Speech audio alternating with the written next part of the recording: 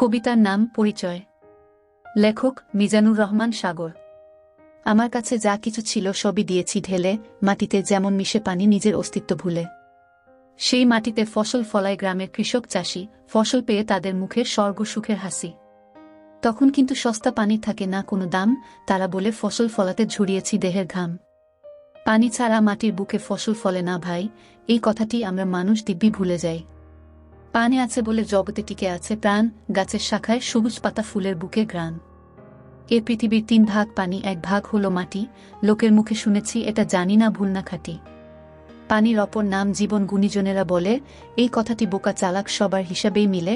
কোনো জিনিস অতিরিক্ত সস্তা যদি হয়, পানির দামে পাওয়া যাচ্ছে সর্বলোকে কয়। পানি আল্লাহতাআলার নিয়ামক, কোনো সন্দেহ নাই, কখনো আবার এই পানি গজব হয়ে দাঁড়ায়। বান, বন্যা, জলোচ্ছ্বাস কিংবা তুফানের রূপ ধরে চোখের পলকে শত হাজার লোকের সর্বনাশ করে। কিংবা কিছু না করিয়া করে যদি অভিমান, বৃষ্টি হয়ে না ঝরিলে জুড়াবে না মাটির প্রাণ। তখন মাটির বুকে গজাবে না বৃক্ষ তরুলতা, এটাও কিন্তু বড় কঠিন নির্মম বাস্তবতা। সস্তা পানির বিবরণে আমরা বুঝিতে পাই, এই জগতে কাউকে কভু সস্তা ভাবিতে নাই। আজকে যেটা অতি সস্তা কাল হয়ে যাবে দামি, তাকে ছাড়া সোনার ভুবন হয়ে যাবে মরুভূমি। ঝিনুক যখন পড়িয়া থাকে শুকনো বালুর পরে, তাহার ভিতরেও দামি মুক্তা রাখিতে পারে ধরে। না চিনিয়া পায়ে পিষিয়া আমরা হেঁটে বেড়াই, চিনিতে পারিলে শোভা পেত সে প্রিয়সীর গলায়।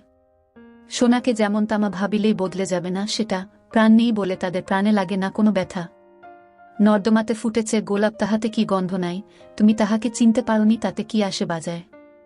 গোলাপ যেদিন শুকিয়ে যাবে খুশবু হবে শেষ, শত খুঁজিলেও পাবে না সেদিন সুবাসের কোনো লেস। তাই বলে যায় এই ভুবনে কিছুই সস্তা নয়, সস্তা জিনিস দামি হয়ে যায় পেলে তার পরিচয়।